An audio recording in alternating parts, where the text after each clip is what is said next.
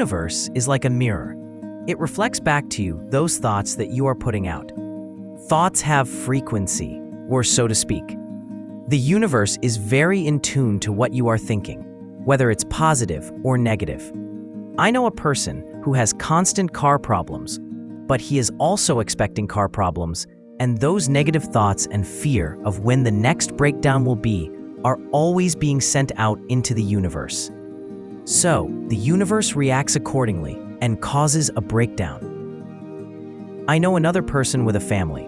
Someone in the family is always getting sick or having an accident, maybe a cut that needs stitches, or sprained ankle, or a stomach flu. It's the same principle.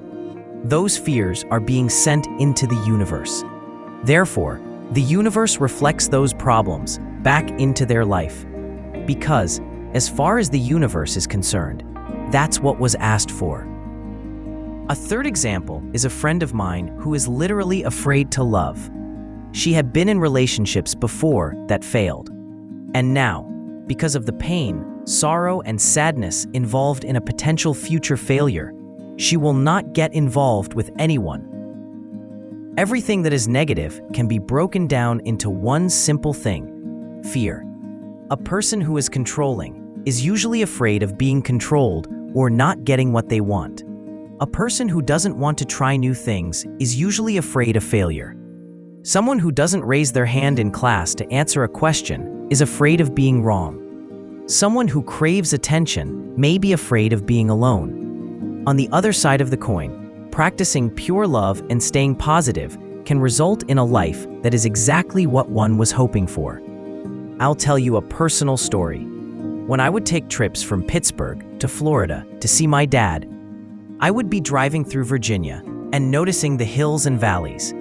There were narrow, winding streams flowing through the farmland. I always thought it would be wonderful to live in an area like that. In 2017, I got a new job that required me to relocate to Virginia. I was camping for 3 weeks while I was looking for a place to rent.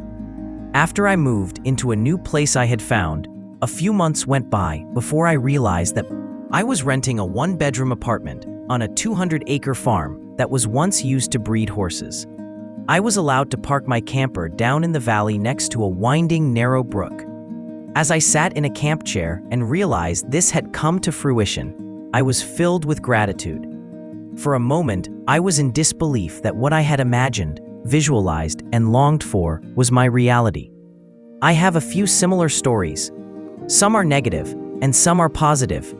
But they all prove that the universe will mirror back to you what you are thinking, particularly if those thoughts are powered by emotion. Fear is a naturally strong mindset. It doesn't take much effort to send negative, fearful thoughts into the universe.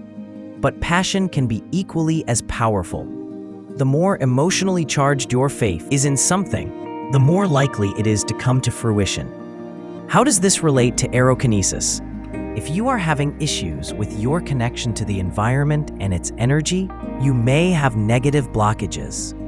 This is why self-mastery is so important. The ego wants to be safe. That's why it sets up fears. But it's also the very thing that holds us back from our full potential. Shadow work allows us to step back and be an observer of our own behaviors and dissect them. What caused one to become antisocial or have social anxiety? Perhaps one can trace it back to being bullied in school or even to one specific incident in the past. Once one is able to let go of those fears and remove those blockages, the connection becomes stronger. One may feel like they are happy as can be, but as spiritual beings living as fallible humans with egos, everyone has blockages. What are yours?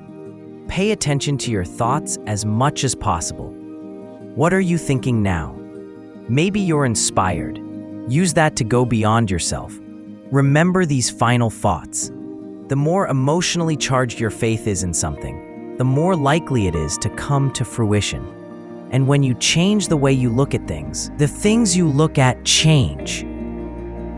Pure love, my friends.